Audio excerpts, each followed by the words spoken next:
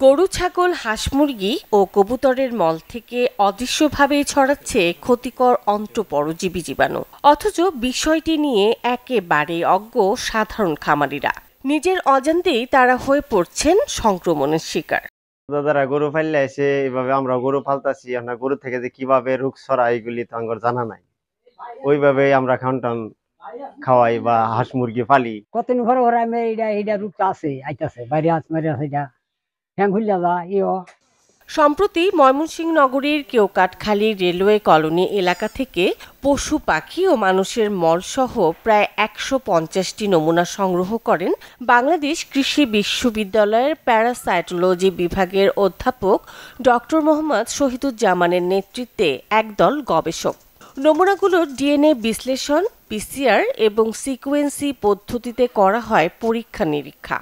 নগদ পেমেন্টে ৫০০ টাকা পর্যন্ত ক্যাশব্যাক আর লেনদেনে প্রতিদিন ডিপ ফ্রিজ এবং ঘন্টায় ঘন্টায় এসি, টিভি সহ দারুণ সব গিফট। পরীক্ষা নিরীক্ষার পর নমুনা থেকে মানুষের জন্য ক্ষতিকর ক্রিপ্টোস্পোরিডিয়াম, ব্লাস্টোসিস্টিস, জিয়ার্ডিয়া এবং অ্যান্টাভিমা হিস্টোলিটিকা শনাক্ত হয়। বিশ্লেষণে দেখা যায় কিছু প্রজাতির পশু পাখি থেকে মানুষে এবং মানুষ থেকে পশু পাখিতে সংক্রমণ ঘটাতে সক্ষম।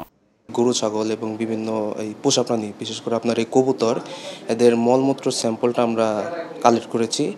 কালেক্ট করে আমাদের ল্যাবে নিয়ে আসার পরে আমরা প্রথমে এই ডিএনএ এক্সট্রাকশন করেছি।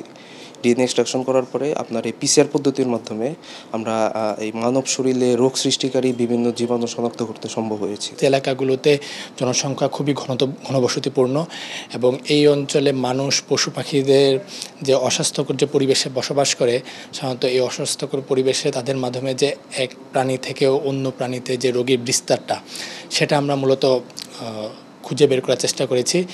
বস্তির পরিত্যক্ত আবর্জনা থেকে গবাদি পশু ও পাখি সংক্রমিত হচ্ছে।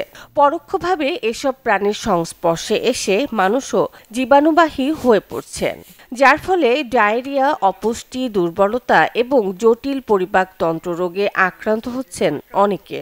আমরা কিছু জীবাণু শনাক্ত করতে সক্ষম হয়েছি। এসব জীবাণুর মধ্যে ক্রিপ্টোস্পোরিডিয়াম, ব্লাস্টোসিস্টিস, জিয়ার্ডিয়া, অ্যান্টাভিমা হিস্টোলিটিকা এগুলো আমরা শনাক্ত করতে পেরেছি এবং এগুলোর জিনগত বৈশিষ্ট্য নিরূপণের মাধ্যমে, বিশ্লেষণের মাধ্যমে আমরা দেখতে পেয়েছি যে কিছু কিছু প্রজাতি পশু পাখির থেকে মানুষে এবং মানুষ থেকে পশু পাখিতে সংক্রমিত হতে পারে।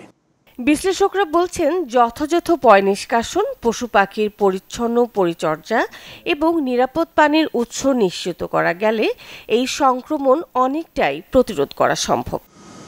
Desk report, channel 24।